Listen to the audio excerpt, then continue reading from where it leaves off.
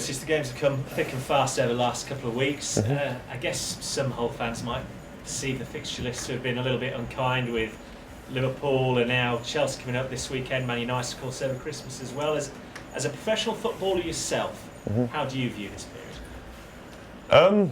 Well, playing against those sides is always going to be tough whenever you play them, whether you play them off the back of one another or not. But obviously this period now going into the new year, we've been perceived to have a good start. So now it's for us to try and keep it going. But obviously the first game in that is against Chelsea, who obviously opening day, first 25 minutes shell-shocked us and taught us what the Premier League was about, really. So it's a tough start to the new year, but we're confident in terms of our home record and how well we've performed at home. So hopefully we could emulate the first 10 minutes of the Man United game, or wherever it was when we got our 2 goals, and then manage to stop the other 2 going in, other 3 going in, and maybe get a little result. But it's always tough against big sides. They've got so much quality throughout their squad that they're not worried about who played in the last game, because they can rotate 8 or 9 players.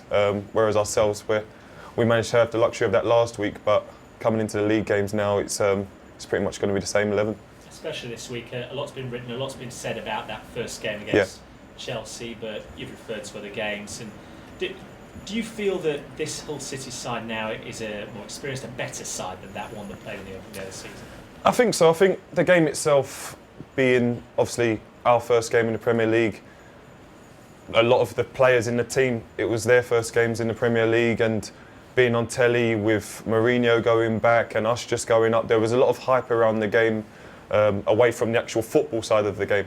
So it was a tough start, and like I say, the way Chelsea played in that first 25-30 minutes, I think whoever they played at that pace it would have been hard for them to compete. So the fact that we managed to come through that only 2-0 and then managed to make a fist of it in the second half of the game when Tom and Jake came into the game, we managed to grow in confidence, and I think from that we knew that it wasn't going to come much harder than that. So it sort of was a blessing in disguise as such. How far do you think Tom Huddleston and Jake Livermore have come as well? They've become integral to this side. Yeah, of course. I think as soon as they come, I knew it, because having played with Tom at under 21 level and knowing about his ability, knowing about Jake without playing with him, and just the combination they have with each other, whether that comes from knowing each other's game and stuff like that, or just being 2 good players, it obviously is integral to the way we play.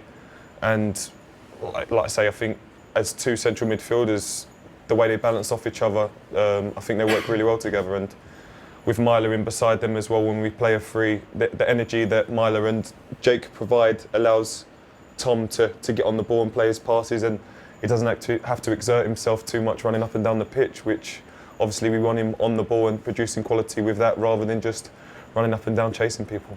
Of course, a lot of attention has been paid, and rightfully so, to this home record you've got, and defensively how good you've been. Obviously beat Liverpool here at the KC, and that great start against Manchester United. How much do you take from those 2 games, and how much can it have a bearing on this game? I think the Liverpool game we could take a lot, because we won it.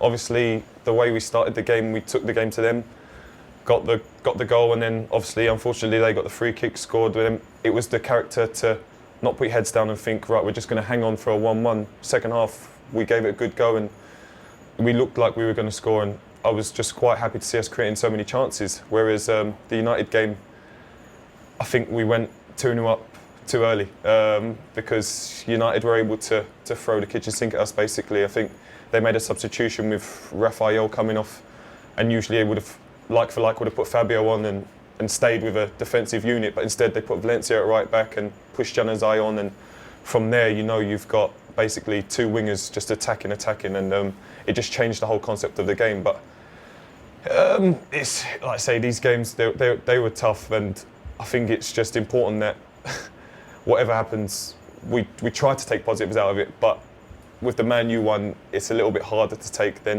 the Liverpool game, obviously. Confident that you can beat Chelsea here? Well, I think we're confident that we can beat anyone at the KC, but we know that we have to be right in our game, and maybe a side like Chelsea has to be slightly off it. We're not going to kid ourselves and say that if both of us are 100%, we're going to outplay Chelsea and win. But if we're at our game and we do the right things in terms of frustrating them by staying solid and allowing them to become a little bit gung-ho and we can create the spaces behind them, then hopefully that will allow us to nick a goal and hopefully we'll be able to keep a clean sheet that will win the game. Good luck. Thank you.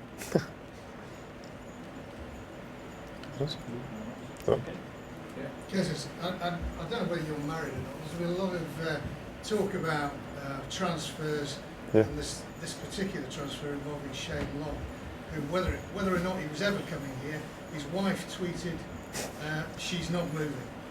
In your experience, how much influence do wives have on what players do? In my experience, I've not had that. I was lucky enough to stay in Birmingham the whole time anyway when I was moving, so that never was an issue. But I didn't know about that. But that's between Shane Long and his missus, I guess. But I wouldn't have my missus telling me what to do, if I'm honest, because at the end of the day, this is football.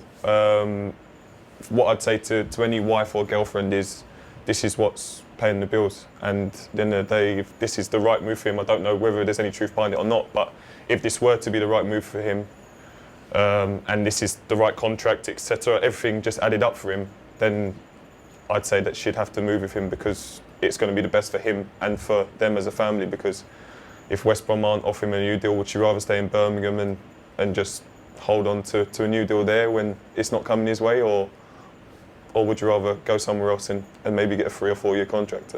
I'd like to ask her that.